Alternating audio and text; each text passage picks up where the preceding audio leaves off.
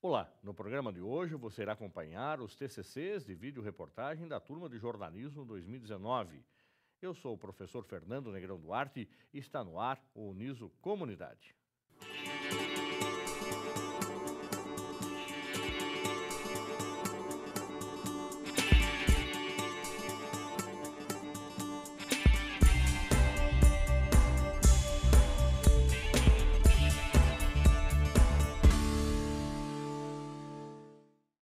Expressar-se livremente, sem amarras, sem restrições.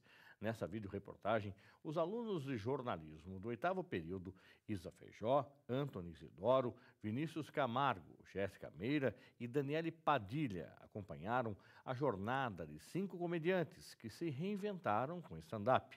Acompanhe agora Por Trás do Riso, o processo cartático no stand-up. Foi o trabalho de conclusão de curso dos alunos.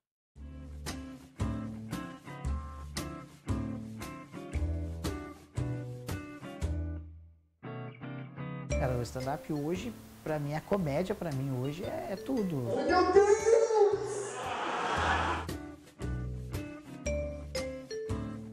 Deus olhou pra mim e falou assim, vamos colocar ele pra fazer humor, levar coisas boas pras pessoas. Daí eu vim. A mamãe tem cara daquelas que arrasa no Tinder, né? Eu não penso em fazer outra coisa além de stand-up. A astral é Viagra de mulher, cara. Quando eu tô com dor de cabeça, dor em qualquer lugar do meu corpo eu busco fazer um show, nem que seja de graça, qualquer lugar que passa assim na hora.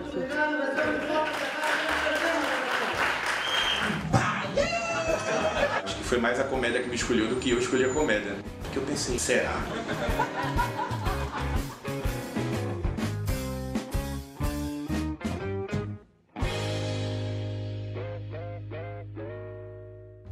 Essas formas mais atuais de humor, elas não abrem mão mesmo de dizer algumas verdades indiretamente, metaforicamente, né?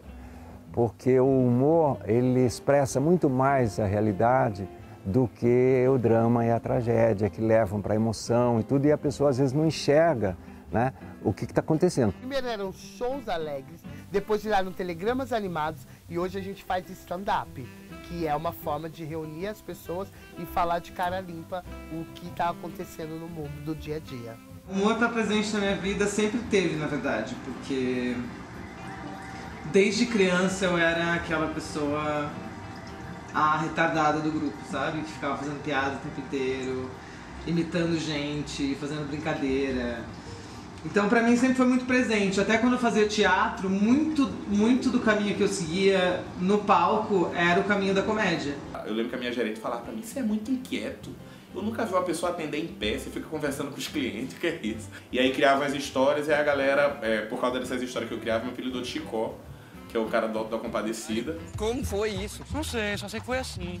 O humor surgiu porque é tanta dificuldade, é tanta batalha, é tanto preconceito, é tantos obstáculos pro dia a dia que a gente resolveu fazer com que aquela veinha do engraçado, que era bacana, rir das coisas ruins, se tornasse um grande humor.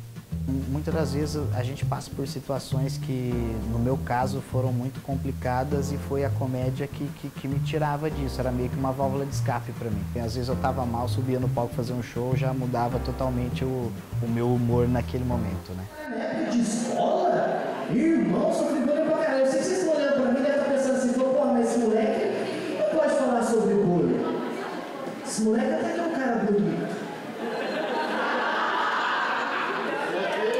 Eu não entendi muito essa amizade. Stand-up, eu tive meu primeiro contato quando o meu professor, ele fazia, e ele chamou eu para ir assistir um show ao vivo. Escrevi alguns textos com a ajuda dele e a partir daí começou. Eu fui assistir uma apresentação do Comédia em Pé, que é o grupo de stand-up que é bem tradicional já. É o primeiro grupo de stand-up do Brasil, né? Depois eu fui procurar, né, saber. Eu assisti eles e achei aquilo incrível, né? Porque eu chorei de rir e os caras não tinham cenário, não tinha nada. Era somente o cara lá com o microfone. Eu acho que eu conseguiria fazer isso, deixa eu ver. E aí eu entrei no site deles pra mandar um elogio, né? Falei, assisti o show de vocês, achei massa. E tinha um campo lá no site que pedia pra você Se você tiver alguma história engraçada, conta aqui pra gente. Aí eu fui lá, mandei uma história engraçada e deu nisso que vocês estão vendo hoje. Chamei o Leopoldo no canto, Leopoldo, vem cá. Olha, Leopoldo, se você se sentir melhor com isso, pode me chamar de Josenil, que eu vou entender, viu? É pra dar um exemplo, é pra só se sentir inserida, mas... Aí na outra semana chegou outro estagiário, ele disseram de novo, olha, o novo estagiário aqui é o Orivan. E viu, cara, estão selecionando a galera aqui pelo nome, que Josenil, Leopoldo e Orivan.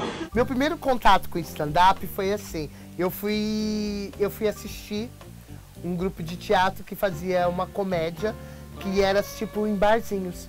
E assim, não era essa febre de stand-up que é hoje.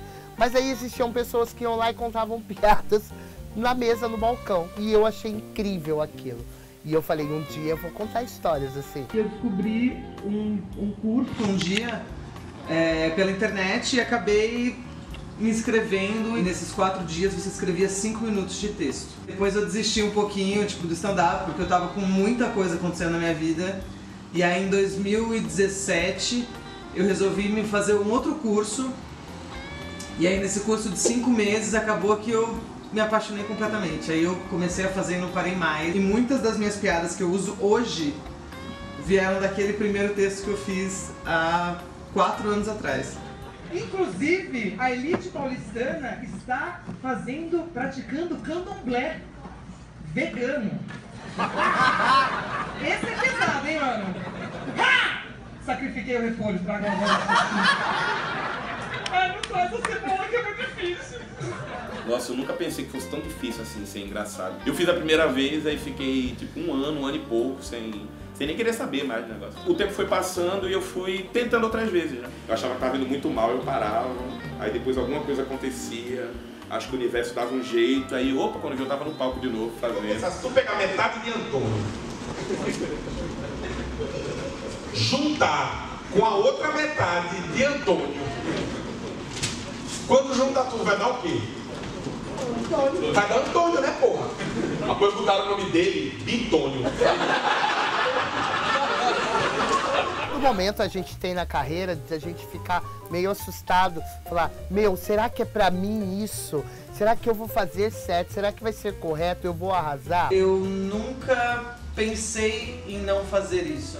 Quando eu comecei aquele curso, o primeiro dia eu já tava assim, caralho, que massa, que é isso? E aí eu não parei mais. Tem viado de sapatão aqui hoje? Ai, felicidade! Tem hétero também? Você é hétero? Para, bicha! Eu resolvi fazer stand-up por causa do improviso, do que é bom falar do dia a dia, do que você pode dizer, do que está acontecendo no mundo. E eu, como uma pessoa atualizada, meu amor, resolvi fazer stand-up. Eu não tinha dimensão do que era mesmo, porque porque a galera não acha, mas tem todo um estudo por trás. Só que eu fazia sem saber de nada, não sabia técnica nem nada. E aí quando eu fui para São Paulo, comecei a ir nas casas, fui ver os shows, e aí comecei a me interessar mais. E aí tive a oportunidade de fazer o primeiro Open. O Open Mic é quando você está começando a fazer stand-up e os outros comediantes abrem, a gente fala abrir o microfone, né? Que ele deixa você fazer um pouquinho durante o show dele. O stand-up entrou na minha vida de uma forma fantástica, que eu aprendi a liberar os meus sentimentos, a falar sobre a minha vida e fazer com que isso virasse comédia.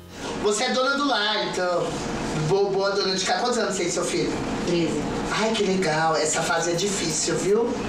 De educar. Eles vivem mandando mensagem pra mim nessa fase. Tô brincando.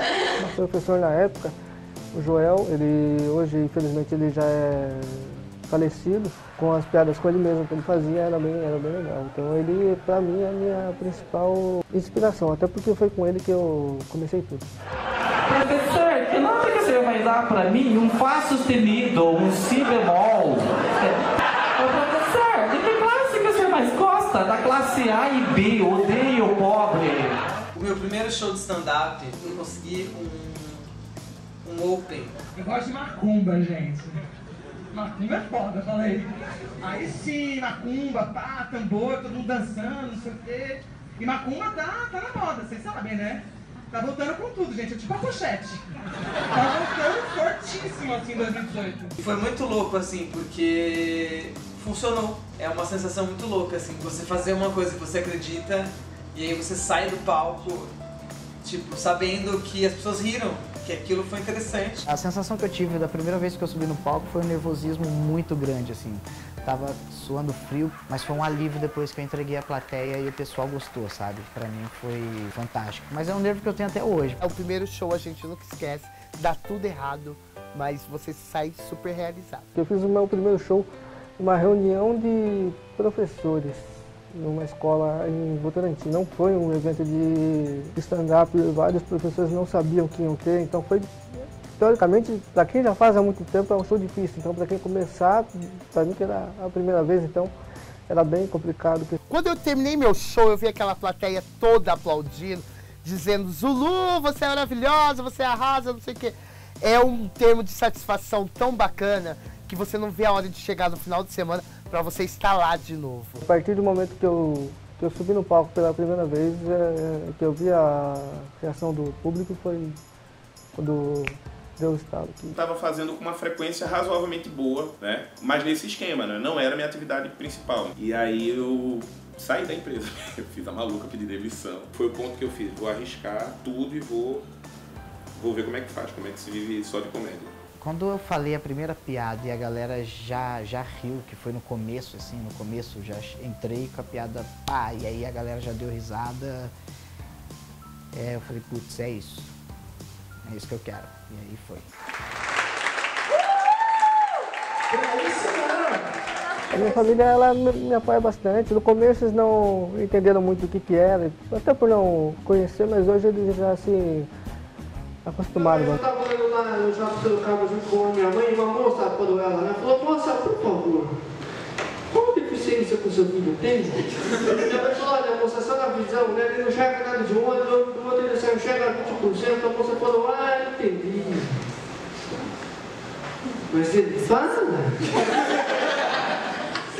Minha mãe falou: fala, né? É só você apertar a barriga dele que ele fala outra palavra. Mãe, então, eu tô saindo da empresa que eu agora vou ser comediante. O quê? Pegou um avião pro Rio de Janeiro na hora. E no Rio eu levei ela pra assistir um show meu. Aí ela ficou toda orgulhosinha. O povo riu, não foi? Sim, hoje a minha família me apoia mais, mas antigamente era um problema muito sério eu trabalhar com a arte. Pra eles era coisa de vagabundo e pra muita gente ainda é coisa de vagabundo, né? A visão da minha mãe é: meu filho tem que se formar, tem que arrumar um emprego bom na empresa, se casar, ter filho. Eu fui destruindo todas as expectativas da minha mãe. Quando eu gravei aquele vídeo, né?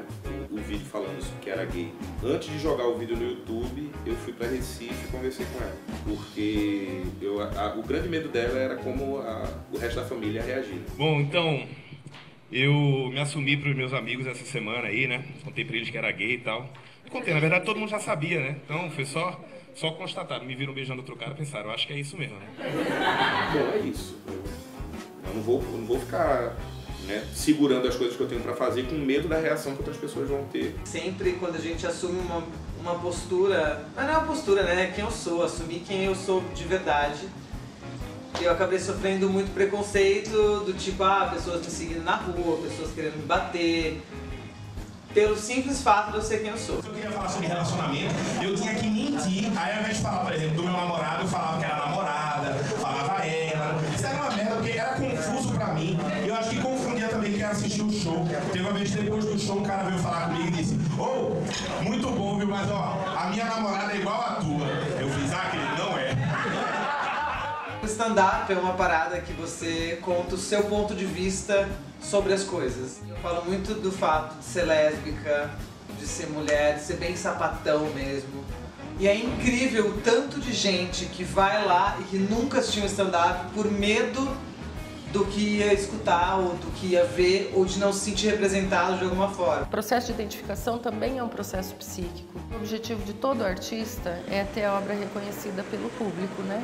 Então, quanto mais as pessoas se identificam com aquilo, acho que o artista se sente mais aceito. Esse processo de identificação, ele é a base para que o humorista consiga fazer as pessoas acharem engraçado o que ele está dizendo. Se as pessoas não se identificarem ou não se verem um pouquinho naquela história também, muito provavelmente não vai ter essa interação e recepção. Eu falei de um namorado meu num show e a galera começou a cochichar assim, sabe? Aí eu perdi a plateia porque falei que era gay. Aí teve uma hora que veio uma mesa com uns 3 moleques assim. Aí fizeram questão de tirar foto junto de mim. Ele disse, nossa, eu nunca imaginava que fosse ter um humorista gay fazendo piada sobre isso hoje. Obrigado, tal. E foram embora. Eu fiz, tá, ganhei a noite. No meio de 700 pessoas, eu aceitei 3 aí e fiz diferença para essas 3 pessoas. A catarse, ela é um processo psíquico, ela é um fenômeno psíquico de integração de conteúdos que são inconscientes para conscientes. Então, quando a gente fala de algo catártico, é algum acontecimento, algum sentimento, algo que faz com que conteúdos inconscientes venham para a consciência, resultando uma sensação boa de integração, de bem-estar, né? Então, o que é catártico a gente não consegue definir. O que pode ser catártico para uma pessoa pode não ser para outra. Eu não sofria bullying porque eu fazia muito. Então, tipo, a galera me zoava e eu zoava a galera também, mas era uma coisa que sim me incomodava. E no palco é a hora que eu, tipo, assim, sabe? Senhoras e senhores, eu posso falar, eu sofri muito bullying na adolescência, sim. E hoje já, pra mim, agora é uma coisa normal. Porque geralmente no lugar você tem que subir, tem que falar, então, eu sou gay. A galera fala aquela cara de, meu Deus, eu sinto, parece que eu tô chutando a porta na cara do armário da galera. Parece que eu tô começando o show com pá.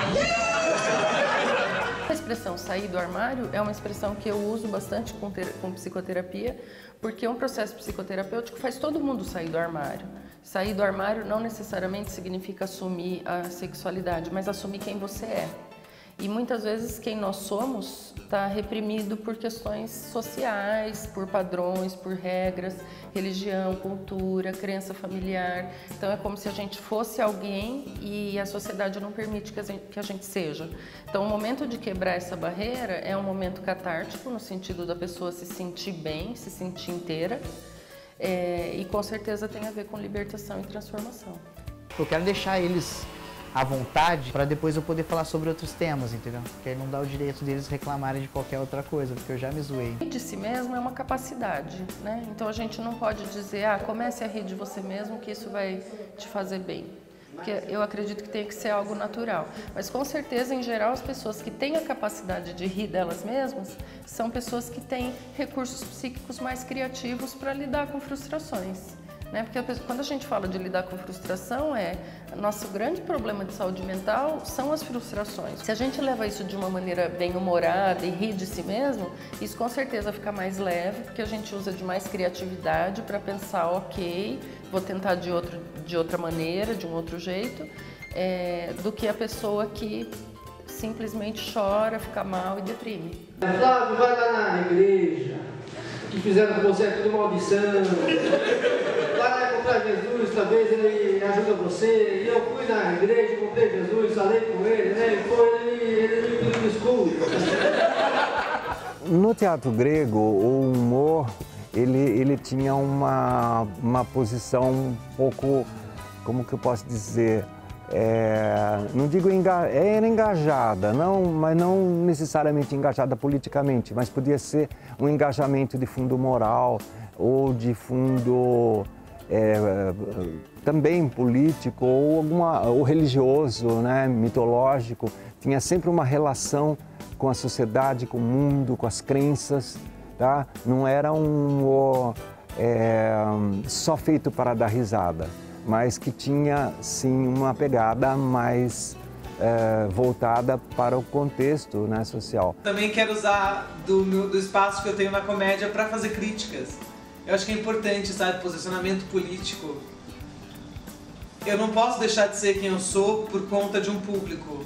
Eu quero que o público que pense como eu venha me assistir.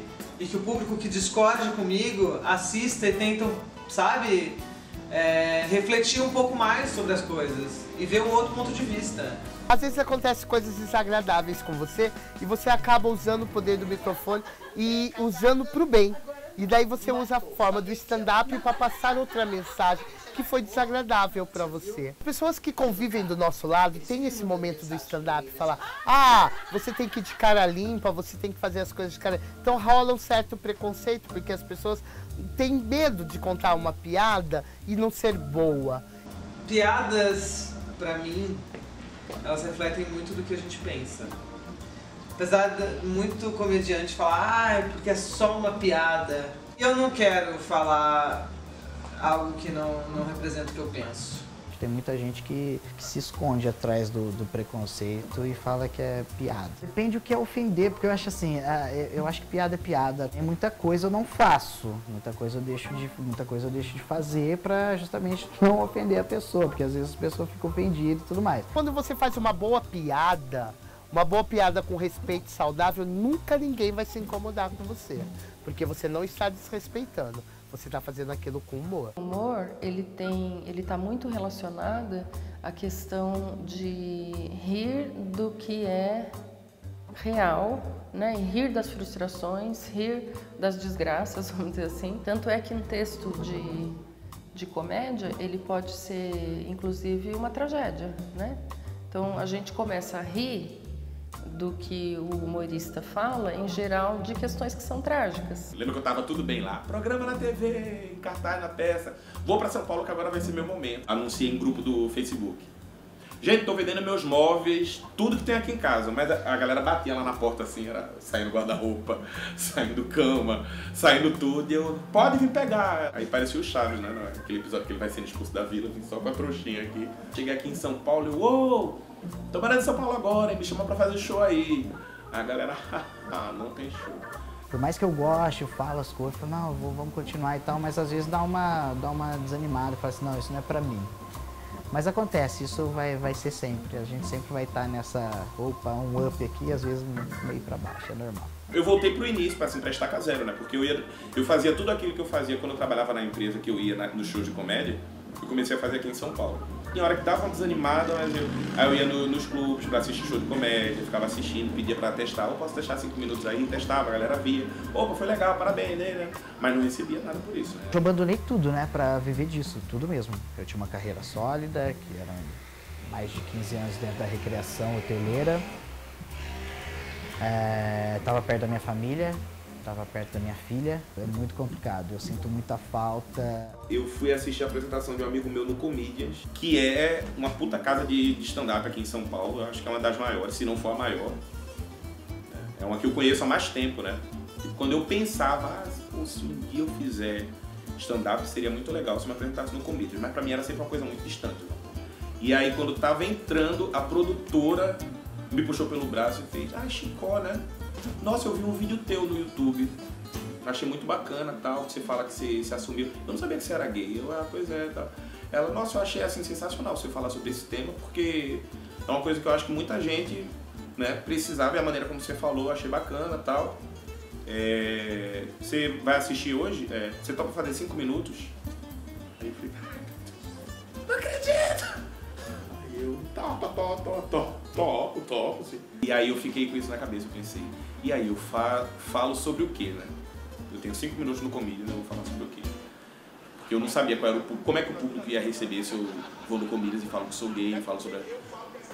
Aí depois eu fiz, quer saber, velho? Não, vou falar sobre a minha apresentação, eu vou falar sobre alguma coisa que... E como eu tava fazendo o texto há pouco tempo, era uma coisa que tava muito fresco falar sobre isso, né? Sabe quando você tá falando uma coisa com vontade de falar mesmo? Aí eu, vou falar sobre isso. E aí foi, assim, eu acho que uma das melhores apresentações que eu já fiz aqui em São Paulo. Esse termo virar viado, como é que se vira viado, velho? Parece que a pessoa tá numa estrada, né? A pessoa tá numa estrada, ela tá aqui, ó, tá? Hétero, viado. Parece que virou do nada, aí parece que colocou o destino errado no Waze, né? A menina tá vendo aqui, ó. Do nada, entrei na rua da viadagem sem querer. Eu vim pra Sorocaba, porque tava tendo um concurso de humor. E aí eu saí lá de São Paulo e falei, por que não, né? Vamos lá. Vou lá participar do concurso. Aí cheguei aqui, vários competidores de Sorocaba, e aí eu acabei ganhando. Eu tô fazendo stand-up há 9 anos. E há 1 ano que as coisas começaram a dar certo. Parece que as coisas que eu fui plantando no caminho começaram a florescer tudo de uma vez, assim. show que eu tinha feito, que eu nunca tinha recebido nada lá, quando cheguei aqui em São Paulo, a galera, ô, você lembra de mim, que você fez um show aqui, né? Você pode vir aqui fazer e tal? Eu fui lá, e aí de repente os vídeos começaram a vingar, a galera por algum motivo começou a assistir mais. Eu gravei agora um especial de comédia, que também é uma coisa super importante, que foram de grupos assim, de especiais com várias pessoas. Esse é o segundo que acontece no Brasil. Então, todos 7 pessoas fizeram isso. Saindo do show, vem um senhor de... Isso eu não esqueço, isso eu jamais vou esquecer. O senhor devia ter uns, sei lá, 70 e poucos anos. Nem me conhecia, nunca me viu na vida, apenas foi assistir o show. E todos os comediantes lá, ele me chamou de canto, me deu a mão, me deu um abraço e me deu um beijo no rosto. Ele falou assim, ó, muito obrigado, eu nunca me diverti tanto na minha vida quanto eu diverti contigo aqui hoje. Então isso pra mim foi uma coisa que me arrebentou. Eu que tenho que aprender com o senhor de 72 anos, não ele comigo. Eu fui fazer um show uma vez e um cara veio me cumprimentar, pediu pra tirar uma foto comigo. E eu perguntei com quem você veio assistir o show. E ele apontou pra um cara numa mesa e falou, com o meu... Aí eu vi que ele se encheu de orgulho e falou, vim com o meu namorado. Eu, que bom. Aí eu vi, nossa, é a primeira vez que alguém me pergunta e eu falo que vim com o meu namorado. Porque eu tô tão acostumado a apresentar ele como um amigo, como um primo, como... Olha como isso é. Comédia é uma maneira incrível de fazer terapia. É óbvio que falar dos meus problemas pro público não é problemas, né? Porque eu conto muita coisa da minha vida. Então é óbvio que isso te faz liberar coisas que estão guardadas. Me deixa bem no dia, sabe? Fazer um show, tá no palco, tá vendo a reação das pessoas, fazendo essa troca. É bem legal. Ajuda bastante a você ficar mais solto. Eu sou tímido, bem tímido, mas eu melhorei bastante no palco e tal. Consegui uma interação melhor com as pessoas. Provavelmente o palco é utilizado como recurso terapêutico para ele, né? Então assim, ele consegue colocar ali questões porque ele está como se estivesse num mundo subjetivo, num mundo de fantasia. Tem muito comediante que quando você vai entrevistar ele é tímido, né? Porque na verdade o palco, assim como o setting terapêutico, ele provoca algumas possibilidades de ação que são muito diferentes da vida real. E toda mãe fala, filho, vai sair como, mãe? Ai, filho, tá frio, leva a bolsa. Minha mãe fica bem na frente, mãe, filho, vai sair como, mãe? Ela fala, tá brincando, vai banana. Ela sempre me mandava essa, sabe? O que você espera do seu futuro? Eu espero estar casada com 4 filhos. Mentira! Tô brincando. O que eu espero estar feliz, com muita saúde e levando bom humor para as pessoas. Eu não quero fama, mas eu quero ser reconhecido pelo que eu faço, sabe? Eu espero muito que com o tempo eu não precise sair do armário em todo show. Eu não penso em fazer outra coisa além de stand-up. Só tenho essa chance de passar minha vida fazendo uma coisa que eu amo. O meu plano é fazer o que eu tô fazendo enquanto isso me deixar feliz. A palavra riso, pra mim, como comediante, significa dever cumprido. Uma maneira de externar toda essa maluquice que tá acontecendo é a gente rir de algumas coisas. Riso é recompensa. Quando você estivesse lá, se falasse uma piada e viesse uma coisa e... Bah, você tá de nossa. Eu fazer as pessoas rirem é a minha satisfação pessoal. Eu quero estar aqui, eu quero sentir isso de novo, eu quero estar aqui pra sempre. O policial chegando, pois não, cidadão, o que é que aconteceu aqui? E eu ia estar assim, descontrolado, tá? Seu policial. Só que me prender. Essa moça aqui disse que ia. Não falar.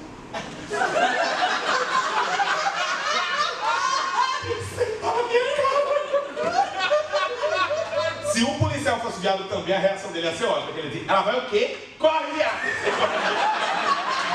Muito obrigado.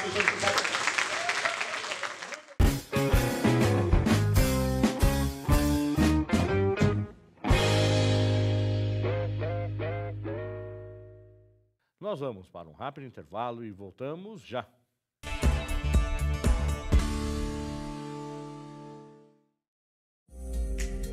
A Câmara Municipal de Sorocaba aperfeiçoa seus meios de comunicação com a sociedade, ampliando a transparência e dando visibilidade aos trabalhos realizados pelo Legislativo da cidade de Sorocaba. No Facebook, a comunicação das matérias ficou mais leve e direta, facilitando o acesso e a rápida compreensão dos temas discutidos.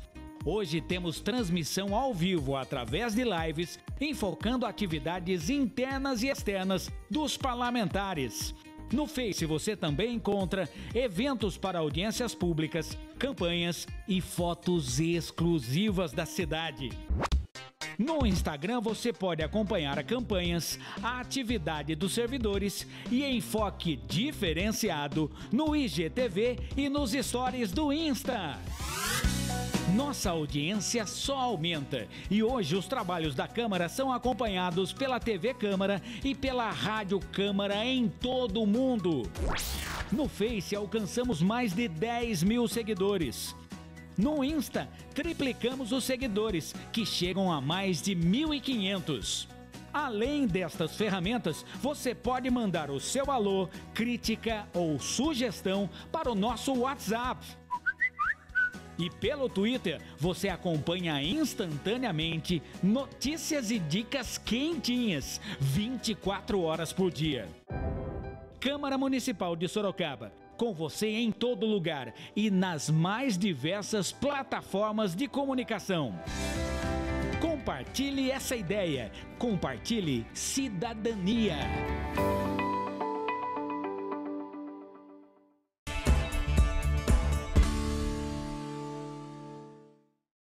Estamos de volta com o Niso Comunidade. Nesse bloco, você vai acompanhar Laços do HIV, a vida após o diagnóstico positivo.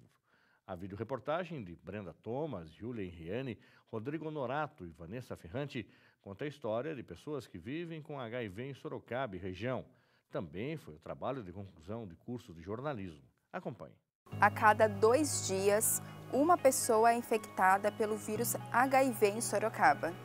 Aqui em Sorocaba, 66% dos casos novos de HIV predominam na população de 15 a 29 anos. Você vai relembrar o caso da Luciane Aparecida Conceição, a sorocabana conhecida como Lu, que foi a primeira criança do mundo a tomar os medicamentos antirretrovirais, usados no tratamento de pessoas com HIV. Até então, a primeira criança exposta ao vírus HIV que foi infectada pela gestação foi a Lu. E hoje, quem são as pessoas que vivem com HIV em Sorocaba e região? Eu já achei que eu ia morrer em 6 meses. Eu, como era uma pessoa que sou uma pessoa comunicativa, alegre, tudo, converso com todo mundo. Aí no serviço eu não conversava com ninguém mais. Quando aconteceu, eu fiquei bastante chocada, assim, porque foi aquele sentimento de que nunca aconteceria comigo. Eu chorava para tomar, a minha mãe chorava junto, porque era muito ruim, mas a minha mãe nunca deixou de cuidar de mim. Isso tudo você acompanha agora em Laços do HIV.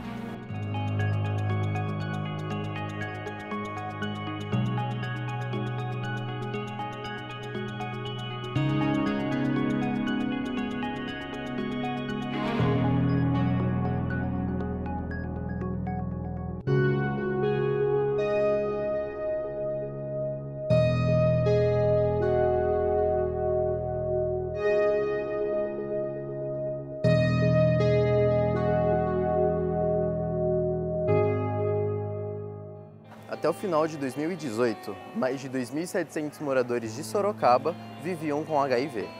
Desses, cerca de 25% já abandonou o tratamento alguma vez na vida, de acordo com Helena Sola, coordenadora do Centro de Testagem e Aconselhamento de Sorocaba. A gente tem o trabalho de busca ativa para diminuir esse índice e melhorar a qualidade de vida, porque uma vez abandonado o tratamento, a gente sabe que o HIV pode evoluir para a AIDS e pode evoluir para uma descompensação e até um óbito. Viemos ao centro de Sorocaba para saber se as pessoas já realizaram um teste rápido de HIV. Não, nunca fiz. Já. Não. Sim. Em Sorocaba, o Centro de Testagem e Aconselhamento, o CTA, oferece o teste rápido. Esse exame é feito para diagnosticar se a pessoa tem ou não HIV. Aqui no CTA, a gente faz 4 testes rápidos o teste de HIV, sífilis, hepatite B e hepatite C. Eles são rápidos porque o resultado deles sai em aproximadamente 15 minutos. São testes muito eficazes, né, de uma eficácia de cerca de 98%, então são bastante confiáveis, apesar do nome ser rápido, ele não é inseguro.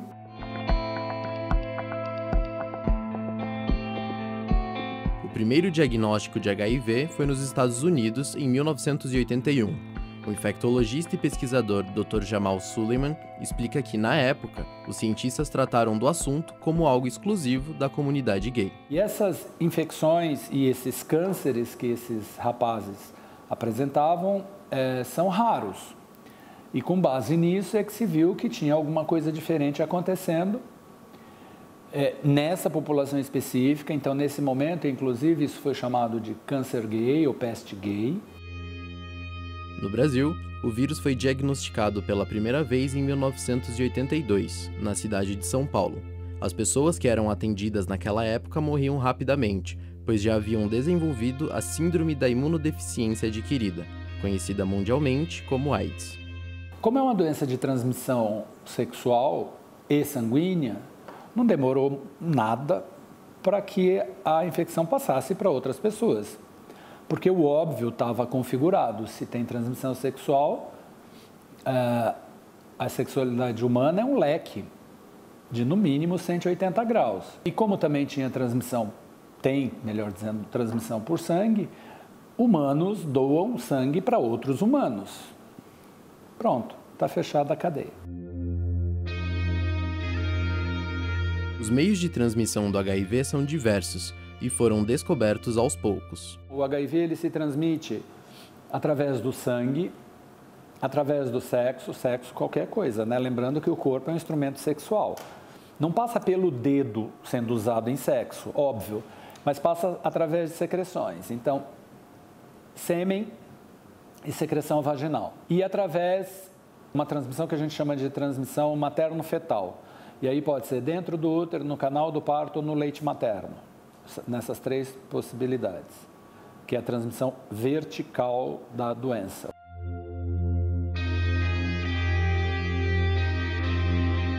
Morreu hoje, aos 24 anos, a jovem que ficou conhecida em todo o país por ser a primeira criança do mundo a receber o coquetel anti-AIDS. Luciane Aparecida Conceição morava em Sorocaba.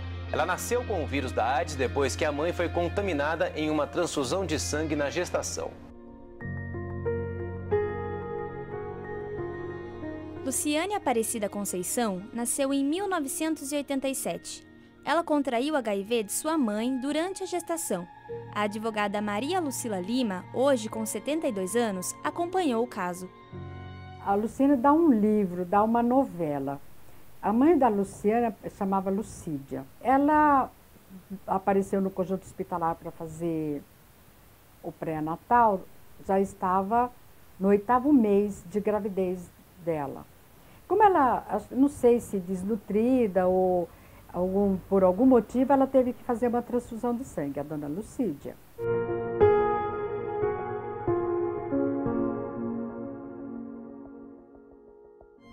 A transfusão de sangue foi assim, uma negligência total. Ele colheu sangue foi para ser examinado e foi almoçar. E não colocou nenhuma anotação no sangue, deixou o sangue lá. Quando ele voltou depois do almoço, ele falou assim, ué, cadê o sangue que estava aqui?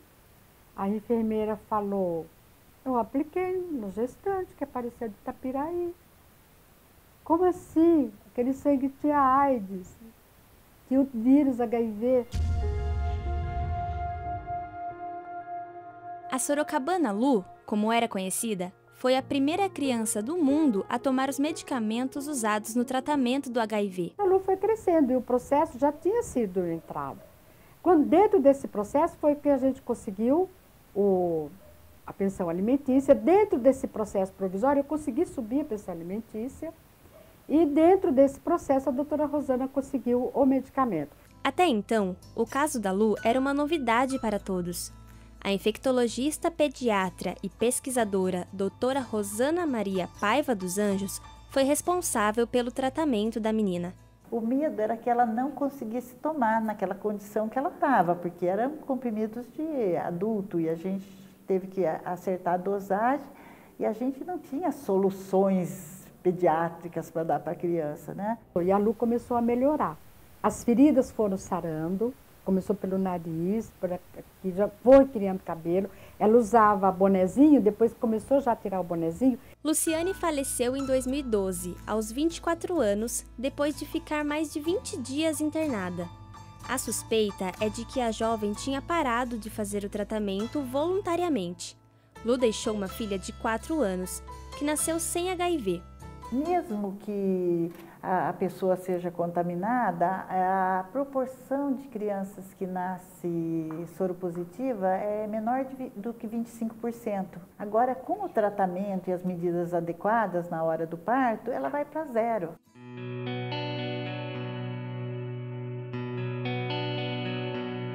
A transmissão vertical, ou seja, de mãe para filho, pode ocorrer dentro do útero, no canal do parto ou pelo consumo do leite materno. Quando tinha apenas 3 anos de idade, a Dara também foi diagnosticada com HIV por transmissão vertical, assim como a Lu. Quando eu tinha 3 anos, a minha mãe descobriu que ela contraiu HIV. Fez exame nela e fez nas filhas dela. Eu tenho mais 2 irmãs e em mim constatou.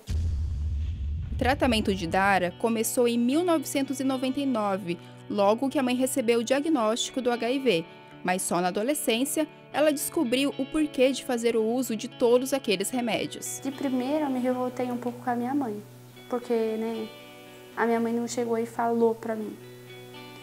Porém, depois, passou os anos, eu fui compreendendo e fui entendendo. Eu hoje, como mãe, eu entendo muito mais a minha mãe, o porquê ela não quis contar. A transmissão vertical você consegue interromper, desde que você trate toda mulher grávida com HIV. E toda mulher grávida com HIV faz o teste. Então, se você der o remédio para mulher, a chance dessa criança ter o HIV é de 0,0 qualquer coisa. Quanto mais precoce for, menor o risco. Há um ano, Dara teve uma gravidez não planejada. Durante a gestação, ela seguiu todos os protocolos orientados e até hoje o filho não foi diagnosticado com HIV. Antes do parto foi feita medicação com AZT, porque é protocolo, né? Por eu ser HIV positivo. E depois dele nascer, 1 mês até os 3 meses, ele fez tratamento com remédio. Ainda que ela passe para essa criança, você ainda pode fazer a administração no momento do parto e depois a profilaxia para essa criança durante alguns meses, logo depois que ela nasce, até que você defina se ela está definitivamente contaminada ou não. Laura Marcele de Souza Ribeiro contraiu HIV durante uma relação sexual. Ela foi diagnosticada quando estava no ensino médio. Aconteceu no período da adolescência, né, de 16 para 17 anos.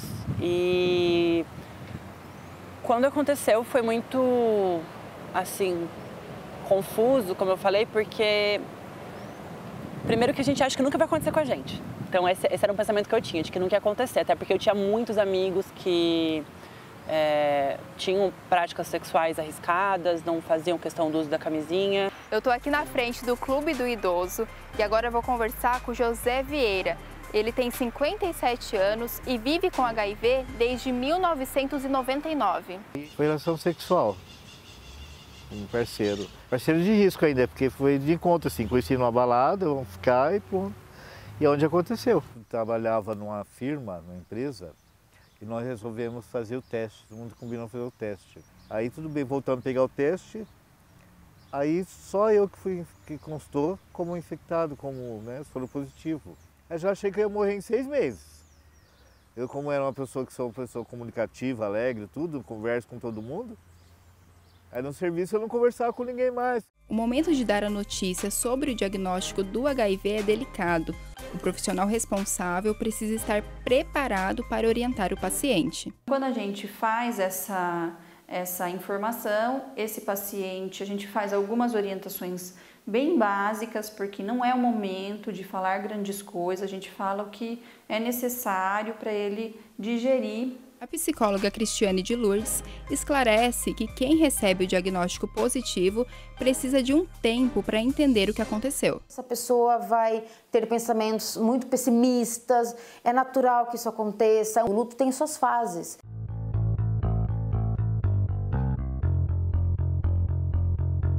Em Sorocaba, após o diagnóstico positivo, o paciente é encaminhado para o SAMI. O programa gratuito oferece tratamento do vírus e é localizado no mesmo prédio do CTA. O primeiro atendimento dele no SAMI, em geral acontece com uma enfermeira, né? E essa enfermeira aí, depois que ele já passou esse tempo elaborando um pouco, ela faz orientações mais profundas, né? Fala inclusive sobre como funciona o serviço, como que ele vai ter a assistência dele para a vida toda. Para diminuir as estatísticas de mortes por AIDS, também é importante investir em prevenção. Uma das alternativas é o uso do preservativo, que é distribuído gratuitamente pelo Serviço Público de Saúde. Porém, em Sorocaba, a dificuldade de encontrar camisinha nas UBSs é grande.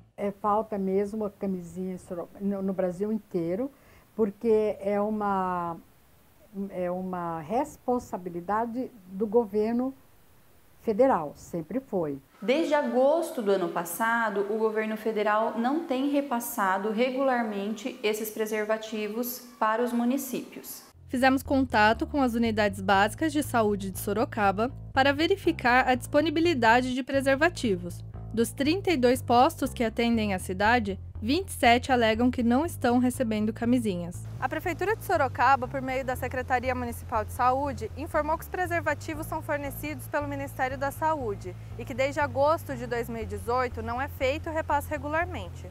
Entramos em contato com o Ministério da Saúde, mas até a data da gravação dessa reportagem, o órgão não se manifestou. Depois do diagnóstico positivo, o próximo passo é o tratamento. Em Sorocaba, até 2018, mais de 2.500 pessoas diagnosticadas com HIV faziam acompanhamento e tratamento pelo SAMI. Passa na cabeça das pessoas, né? Eu vou parar de tomar o medicamento e ver se o vírus foi embora. Ele não vai embora, né? Então é um agente que você controla, mas você não elimina, né? Então por isso que é um tratamento, por enquanto, para a vida inteira. Nos anos 90, muitas pessoas ainda não tinham informações sobre o tratamento. Barbosa era uma delas. Foi depois de assistir a um programa de TV que ele resolveu procurar ajuda médica. Chegou um dia, eu assisti no Fantástico, eu vi um professor de educação física, que ele foi afirmando que ele era soropositivo, que ele tinha HIV, mas que ele continuou dando aula e fazia exercício e que ele estava bem. Nessa mesma época, com apenas 3 anos de idade, Dara já fazia uso dos medicamentos. Era 2, um era muito ruim, o outro era mais doce. Eu chorava para tomar, a minha mãe chorava junto, porque era muito ruim, mas a minha mãe nunca deixou de cuidar de mim, entendeu? O tratamento nem sempre é iniciado logo após o diagnóstico positivo. Laura é um exemplo disso. Eu lembro que eu fiz a primeira leitura dos exames, estava bem, aí o médico falou assim, bom, então por enquanto você ainda não precisa tomar os medicamentos, vai levar um tempo, ainda a gente tem que ir acompanhando. O tratamento contínuo é fundamental para quem vive com HIV. Os medicamentos impedem que o vírus se desenvolva e prejudique o sistema imunológico. Há 10 anos que eu estou indetectável. Por que ser indetectável? Porque eu tomo meus medicamentos, o coquetel direitinho, né? Então não tem esse risco. Tem o risco? Tem que se precaver? Tem, a gente toma os cuidados, com certeza. Né? Porque o que a gente passa, a gente quer que os outros passem também. Houve um período que eu fiquei mais ou menos, acho que 6 meses ou mais, sem tomar medicação. Não consigo enxergar de forma consciente se era mesmo uma vontade de desistir. Cuidar da saúde mental é tão importante quanto cuidar da saúde física. Algumas pessoas acabam desistindo do tratamento por não conseguir lidar com os desafios que surgem no dia a dia. Só a saúde física e uma pessoa com uma saúde mental debilitada fica muito complicado. Outro fator que pode contribuir para o desenvolvimento de problemas psicológicos é o preconceito.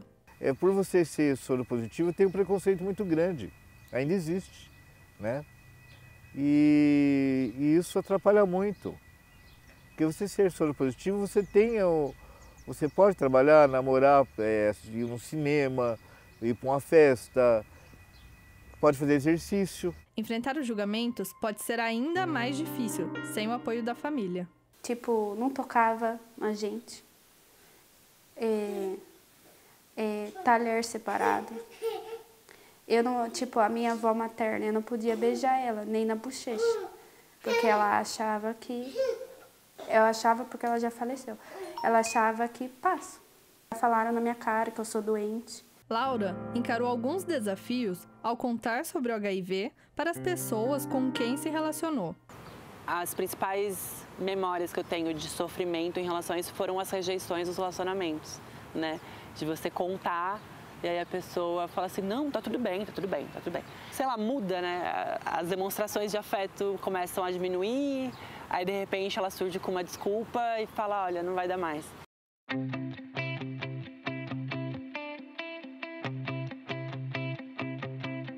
Você lembra da advogada Maria Lucila Lima, que acompanhou o caso da Lu?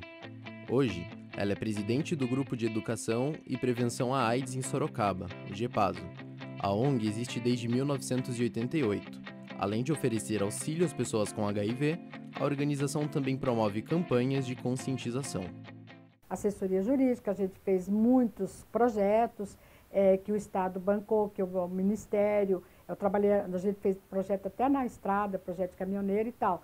Agora a gente tem há 25 anos a festa de Natal das Crianças, é grandiosa. A Lucila foi uma grande precursora da gente fazer a prevenção. Ela sempre procurou ajudar, sabe, na prevenção, de ajudar o soropositivo. E a gente abraça ela como uma mãe, né? Uma mãe, uma família. O GEPASO conta com o apoio de Silvia Almeida, consultora da UNAIDS, que vive com HIV há 27 anos.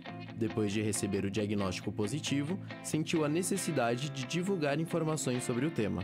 Hoje eu faço parte do UNAIDS, que é um programa de prevenção à AIDS criada pela ONU. A gente está sempre participando de reuniões junto com a sociedade civil, a gente está implementando políticas e programas de prevenção de zero discriminação, faço palestras, dou entrevistas e acredito nesse potencial da informação através das mídias.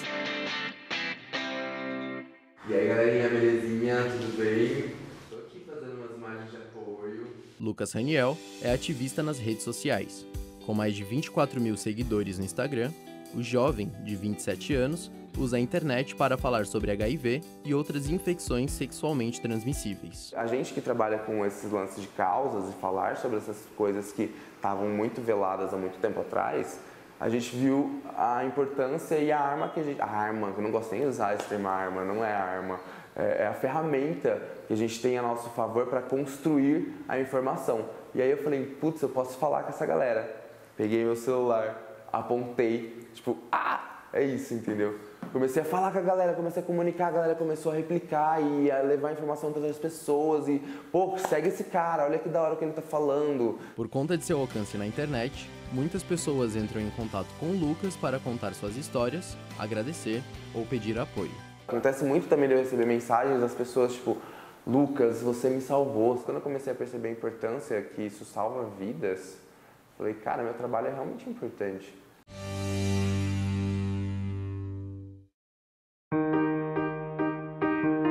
Atualmente, é possível viver com qualidade mesmo tendo HIV, mas para isso é necessário fazer o tratamento corretamente. Eu acho que é bom, academia, exercícios. Eu acho que o tratamento para mim já é o suficiente. Sou estudante de pedagogia, também já dei aulas de inglês, já fiz 1001 coisas. Hoje em dia eu sou mediadora no SESC, trabalho com arte e educação. Você pode trabalhar, namorar, ir no cinema, ir para uma festa, pode fazer exercício, né? qual eu estou aqui, eu faço no clube de idoso aqui, né? Eu participo do clube de idoso, participo de dança. Nos últimos anos, surgiram novidades em relação à prevenção do HIV. Hoje, para o HIV, a gente não tem só a opção camisinha para prevenir desse vírus, né? A gente tem a PEP, a PrEP, tem o tratamento como prevenção também. E a gente fala de prevenção combinada, né? Então, quando a gente combina pelo menos 2 métodos, o risco se torna muito menor. A PrEP, profilaxia pré-exposição, é o uso do medicamento antirretroviral como uma medida preventiva para quem não vive com HIV. A PEP, profilaxia pós-exposição, se refere ao uso da medicação antirretroviral em até 72 horas após uma exposição de risco. Na prevenção teve um avanço tecnológico absurdo. Os testes rápidos, né? Hoje em dia, com um furinho numa ponta do dedo, em 15 minutos a gente consegue fazer um diagnóstico de HIV. Né? Antigamente demorava 4 meses para que isso ocorresse. Outra opção para detectar HIV é o autoteste, exame semelhante ao que é feito do diabetes, que está disponível desde 2017. O Brasil é o primeiro país da América Latina a vender o produto em farmácias, com preços que variam entre R$ 75 e R$ 85. Espero da cura, que a ciência avance bastante nessas doenças que estão por aí, tem, inclusive o HIV, a AIDS, né? Consiga o medicamento ser mais próximo de estar mais próximo da cura. Eu espero que venha a cura, porque eu já tomo remédio há 27 anos, não aguento mais, estou de saco cheio. O que a gente precisa é acabar com a transmissão. Então, a grande expectativa, se eu tiver que escolher uma, é identificar todo mundo que tem o HIV e oferecer tratamento para todo mundo. O tratamento contínuo permite que a pessoa que tem HIV tenha uma carga viral indetectável. Indetectável, eu tenho uma carga viral muito pequena, mas isso não quer dizer assim, eu sou indetectável, então eu posso fazer sexo sem o uso do preservativo, né? O uso do preservativo, ele tem que ser sempre, está sempre no hábito saudável das pessoas. Para falar dos avanços da medicina em relação ao tratamento do HIV, viemos até o Instituto de Infectologia Emílio Ribas, localizado na zona oeste de São Paulo. O hospital é uma das principais instituições públicas da cidade e foi um dos primeiros a tratar o HIV no Brasil.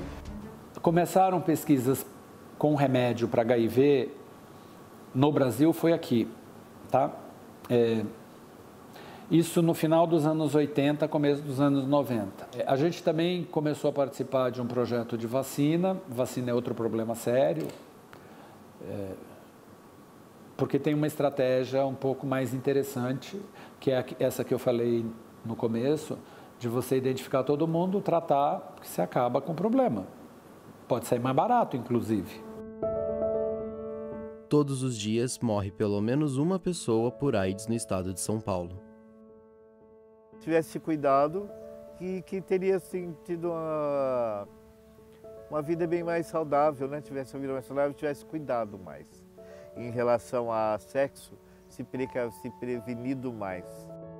66% dos novos casos de HIV predominam na população de 15 a 20 anos. A gente vê que os números têm aumentado, principalmente, né, na juventude. Então, se a gente tem uma juventude ativa sexualmente, a gente não pode negar isso. A cada 2 dias, uma pessoa infectada por HIV em Sorocaba. Tem muito avanço e muita esperança, que não é um bicho de 7 cabeças. Até 2018, mais de 2.700 moradores de Sorocaba viviam com HIV. Se você tiver que aprender a perdoar alguém, aproveita. Eu aprendi. Vive intensamente, que você não vai morrer, não. Vive, aprende tudo que você tem que aprender, que essa vida aí acontece e a gente precisa aprender. Qual é a lógica de um jovem morrer com AIDS em São Paulo no século XXI? Qual é a lógica de um jovem morrer com AIDS no século XXI?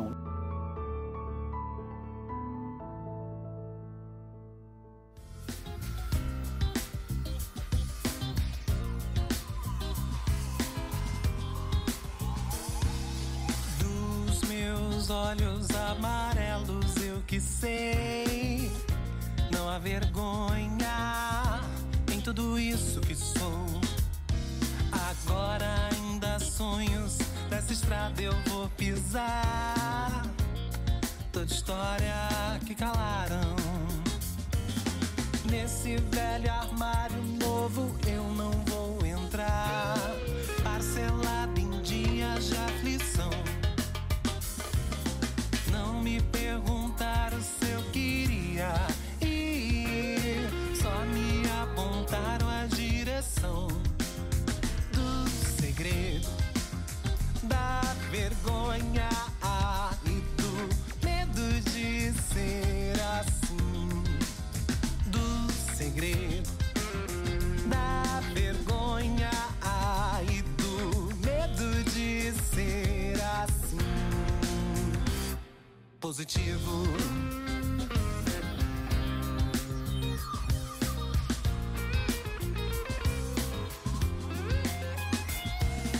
Dos meus sonhos reescritos eu que sei. Trago da boca cada canção que mudou. Quem luta mostra os dentes, minha alma eu vou lavar com a força do meu canto. Do segredo, da vergonha e do medo de ser e do medo de ser e do medo de ser assim. Positivo. Esse trabalho foi nota 10. Esses foram os trabalhos de conclusão de curso de jornalismo 2019. O News Comunidade fica por aqui. Nos siga nas redes sociais. Obrigado pela sua audiência e até o próximo programa. Até lá!